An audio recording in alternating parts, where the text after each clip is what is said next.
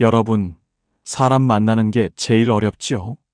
내가 더 참았고, 더 배려했는데도 왜 관계는 오히려 더 꼬일까요? 도와드리려고요 한 말이 상대 귀에는 당신을 무시했지? 로 들리는 순간, 그때부터 분위기가 바뀝니다. 인사가 줄고, 눈을 피하고, 말이 짧아집니다. 맞는 말을 했는데도 마음이 멀어지는 그 억울함 여러분도 겪어보셨지요? 그런데 오늘 그 꼬인 관계를 푸는 방법이 있습니다. 말을 바꾸는 게 아니라 척을 바꾸는 겁니다. 사람을 만나면 세 가지 척만 하십시오. 신기하게도 원수 같던 사람도 내 편이 되고 굳게 닫힌 마음도 스르르 열리기 시작합니다. 첫째, 내가 옳아도 모르는 척. 둘째, 상대가 틀려도 좋은 뜻으로 들은 척. 셋째, 내 마음이 상해도 괜찮은 척이 아니라 한 번 더 숨 고르는 척. 이 세 가지 척은 비굴함이 아닙니다. 내 자존심을 지키면서도 상대 체면을 살려 관계를 살리는 기술입니다. 지금부터 이 세 가지 척을 현실에서 어떻게 써먹는지 가장 쉬운 말로 풀어드리겠습니다. 구독과 좋아요는 사랑입니다. 그럼 바로 시작합니다. 우리는 어릴 때부터 많이 들었습니다. 좋게 말해라. 참아라.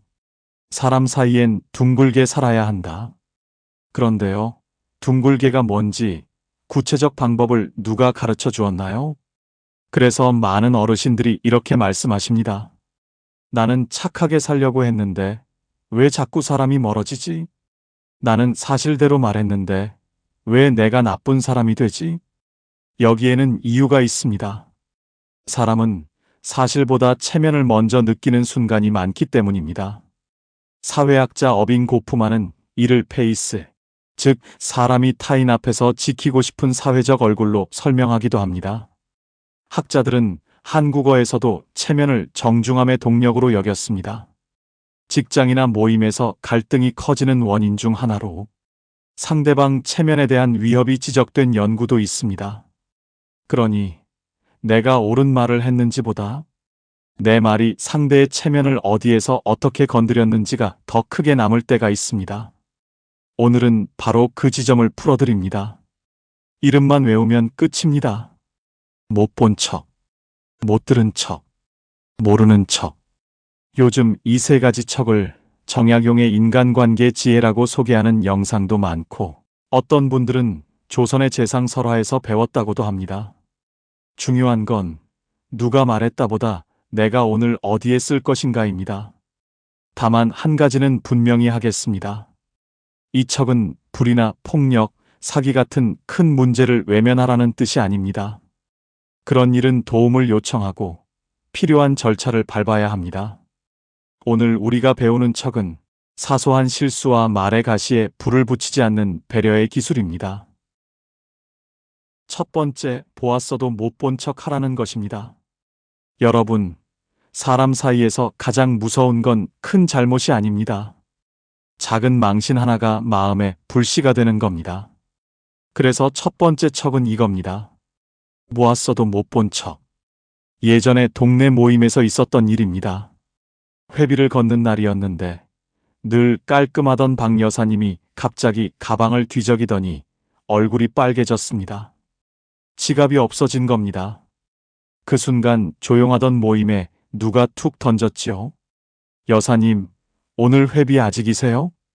말은 확인이었지만 그 말이 공기처럼 퍼지면서 여사님 체면이 그대로 바닥으로 떨어졌습니다. 눈빛이 달라지고 숨소리가 바뀝니다. 여러분, 이런 순간에 사람 마음은 다치는 게 아니라 잠깁니다. 자물쇠까지 채워버려요. 그때 옆에 앉아있던 김할머니가 아무렇지 않게 물컵을 들고 웃으며 말했습니다. 아이고, 내가 정신이 없네. 오늘은 내가 먼저 낼게요. 여사님은 다음에 주셔요. 그리고는 누가 뭐라 하기 전에 바로 이어서요. 그런데 말이야, 요즘 TV에서 그 가수 나오는 거 봤어? 어쩜 그렇게 목소리가. 화제를 싹 바꿔버렸습니다. 누구를 구한 걸까요? 박 여사님만 구한 게 아닙니다. 그 자리에 있던 모두의 분위기, 모임의 체면, 그리고 다음 주의 평화까지 구한 겁니다. 이게 바로 보았어도 못 본 척의 힘입니다. 사람은 돈보다 체면을 먼저 잃고 체면을 잃으면 관계를 접습니다. 그래서 지적이 필요할 때도 공개가 아니라 조용한 길로 가야 합니다. 옛말에 이런 말이 있습니다. 사람의 허물을 들추는 손은 칼이 되고 덮어주는 손은 이불이 된다. 여러분, 칼은 이길 수는 있어도 곁을 지키진 못합니다. 반면 이불은 말이 없는데도 사람을 살립니다. 보았어도 못 본 척은 비겁함이 아닙니다. 상대를 넘어뜨리지 않고 내 품격을 지키는 힘입니다. 상대가 넘어질 뻔한 순간 우리가 할 일은 심판이 아니라 안전요원이 되는 겁니다. 다음에 누군가 말실수하거나 허물 보이는 장면이 나오면 이렇게 한번 해보십시오. 괜찮아요. 제가 못 들은 걸로 할게요. 그리고 자연스럽게 화제를 돌려주세요. 그 한 번이요. 원수도 내 편으로 만드는 첫 단추가 됩니다. 사람은 자기를 살려준 사람을 오래 기억하거든요. 두 번째, 들어도 못 들은 척 하라는 것입니다. 여러분, 관계를 망치는 건 큰 싸움이 아닙니다. 대부분은 작은 말 한 줄, 귀에 들어온 험담 한 숟갈에서 시작됩니다. 그래서 두 번째 척은 이겁니다. 들어도 못 들은 척. 동네에 이런 일이 있었죠. 모임 끝나고 사람들이 둘셋 남아 차를 마시는데 누군가 낮게 말합니다. 아까 그 사람 말투 봤어? 원래 저래. 진짜 별로야. 그 순간 공기가 바짝 마릅니다. 여러분도 아실 겁니다. 이런 말이 나오면 선택지는 딱 두 가지입니다. 같이 욕해서 편을 만들거나 조용히 흘려보내거나. 그날 한 분이 이렇게 답했습니다. 그럴 수도 있지요. 오늘은 다들 피곤했잖아요. 그리고는 아무렇지 않게 이어서요. 근데 요즘은 날씨가 참 감기 조심하셔야겠어요. 화제를 싹 바꿔버렸습니다. 그때 험담을 꺼냈던 사람 표정이 잠깐 멈췄습니다.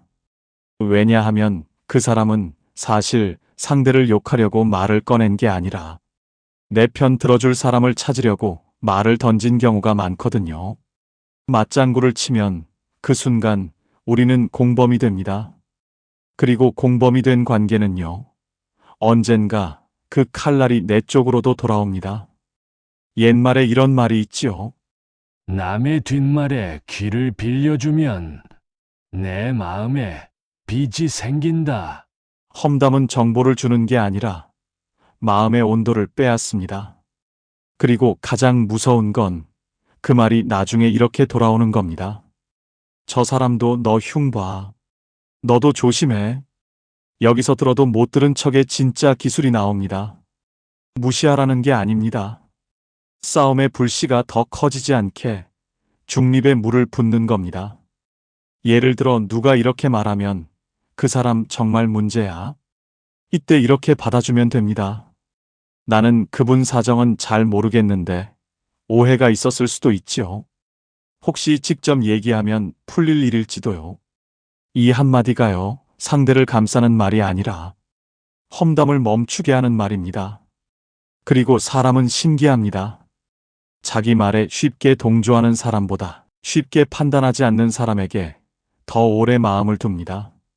왜냐하면 그 사람 앞에서는 내가 실수해도 내 말이 칼이 되어 돌아오지 않을 것 같거든요. 그래서 들어도 못 들은 척은 약해 보이지만 사실 가장 강한 품격입니다. 입을 닫는 게 아니라 관계의 문을 지키는 겁니다. 오늘부터 한번 해보십시오. 누군가 험담을 꺼내면 맞장구 대신 이렇게요. 그럴 수도 있지요. 그런데 우리 너무 단정 짓진 말아봐요. 그리고 화제를 부드럽게 돌려보세요. 그 순간부터 사람들은 느낍니다. 저 사람은 남의 말에 휩쓸리지 않고 나를 함부로 재단하지 않는 사람이구나. 그 신뢰 하나가요. 원수도 내 편으로 만드는 두 번째 단추가 됩니다. 세 번째, 알아도 모르는 척 하라는 것입니다. 여러분, 사람 사이에서 진짜 무서운 순간은요, 상대가 나를 싫어해서가 아니라 내 앞에서 경계를 올리는 순간입니다. 말이 짧아지고 웃음이 얇아지고 눈빛이 살짝 피합니다. 그때 사람 마음 속에는 딱 한 문장이 떠오릅니다. 저 사람은 내 약점을 알고 있어. 언제든 꺼내 쓸 수 있어. 그래서 세 번째 척이 필요합니다. 알아도 모르는 척. 이건 눈치 없는 척이 아니라 품격 있는 배려입니다. 동네에 최 사장님이 계셨습니다.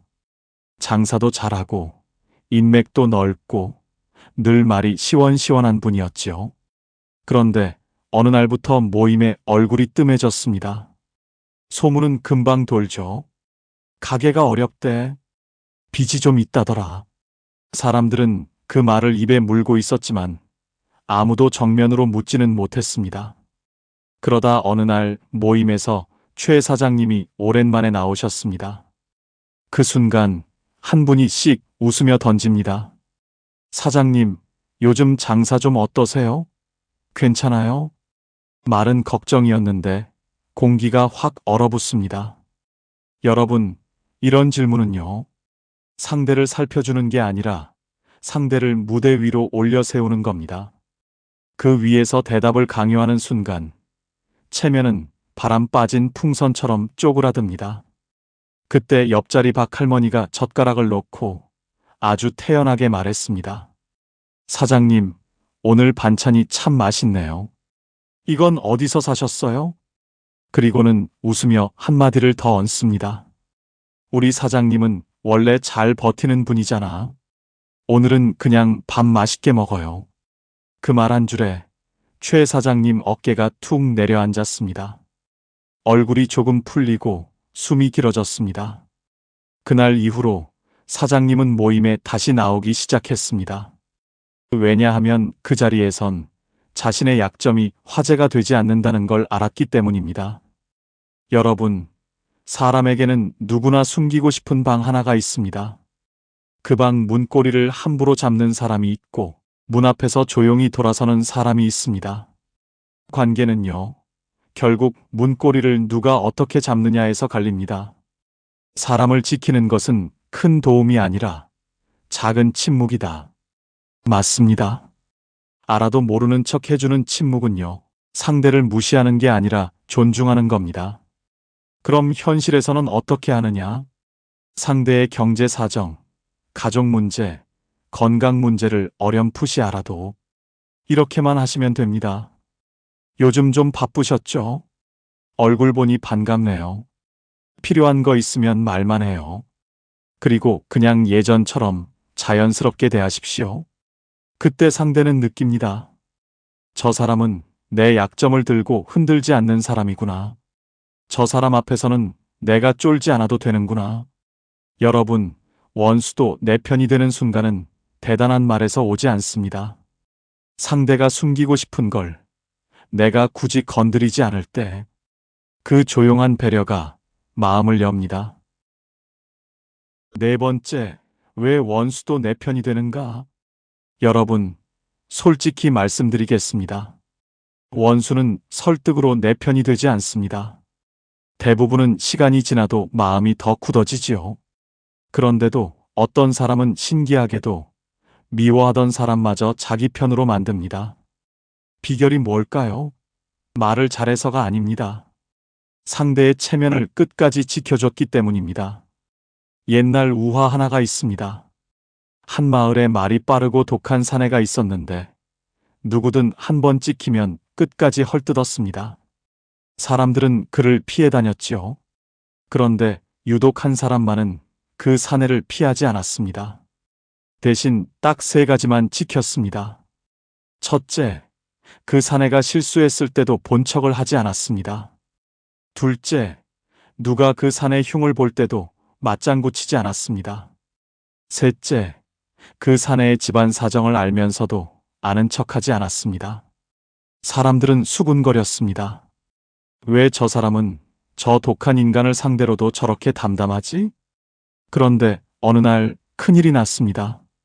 마을 창고에 문제가 생겨 누가 책임을 져야 했는데 사람들이 서로 발뺌하며 떠밀기 시작했지요. 그 독한 사내가 먼저 소리쳤습니다. 저 사람은 아니다. 저 사람은 남의 약점으로 장난치는 사람이 아니다. 그리고 그가 그 담담한 사람의 편에 섰습니다. 여러분, 이게 핵심입니다. 사람은 말보다 태도를 더 오래 기억합니다. 특히 나를 공격했던 사람일수록 내가 언제 그 칼을 빼서 되갚을지 긴장하며 삽니다. 그런데요, 내가 끝내 칼을 안 빼면 그 사람 마음속 경계가 조금씩 풀립니다. 왜냐하면 사람은 본능적으로 안전한 곳에서만 마음을 열거든요. 이 세 가지 척의 공통점은 딱 하나입니다. 상대의 자존심을 지켜주면서 내 감정도 지키는 기술이라는 것. 싸움을 이기려 들면 그날은 이길지 몰라도 관계는 집니다. 반대로 관계를 먼저 생각하면 싸움이 커지지 않습니다. 사람의 마음은 논리로 움직이지 않고 안전으로 움직인다. 맞습니다. 원수도 내 편이 되는 이유는 내가 그 사람을 좋아해서가 아니라 내가 그 사람을 위협하지 않는 사람으로 남았기 때문입니다. 그래서 시간이 지나면 이런 일이 생깁니다. 험담하지 않았던 사람, 망신 주지 않았던 사람, 약점을 이용하지 않았던 사람. 그 태도가 결국 기억에 남습니다. 그리고 상대는 마음속으로 인정합니다. 저 사람은 나를 공격할 수 있었는데도 안 했다. 그럼 나도 더는 적으로 둘 이유가 없지. 여러분, 원수는 갑자기 변하지 않습니다. 다만 경계가 풀리는 순간이 옵니다. 그 순간을 만드는 사람이 바로 이 세 가지 척을 아는 사람입니다. 5번째, 현실에서 일어날 수 있는 사례. 여러분, 이 세 가지 척은요, 책 속 교훈이 아닙니다. 바로 오늘 저녁 밥상에서, 내일 아침 모임에서, 출근길 사무실에서 진짜로 사람을 살리는 기술입니다. 먼저 가족 이야기부터 해보겠습니다. 남편이든 아내든 가장 가까운 사람일수록 실수가 더 크게 보이지요. 어느 날 남편이 장을 봐오는데 분명 부탁한 건 두부였는데 콩나물을 한 봉지 더 사왔습니다. 사소한 일인데도 이런 말이 입끝까지 올라옵니다. 내가 몇 번을 말해. 당신은 왜 늘 이래? 그 말이 나가면 두부 하나 때문에 그날 저녁 공기가 얼어붙습니다. 식탁이 조용해지고 숟가락 소리만 들리지요. 그런데 여기서 못 본 척 한 번만 해보십시오. 아이고, 콩나물까지 사왔네. 내일 국 끓이면 딱이겠다. 상대는 그 순간 비난 대신 숨을 쉽니다. 그리고 그 숨이요, 다음 실수를 줄입니다. 사람은 공격받으면 변명하고 안전해지면 고치거든요. 다음은 친구나 지인 사이입니다. 모임에서 꼭 이런 장면 나오지요. 그 사람 말이야. 원래 그래.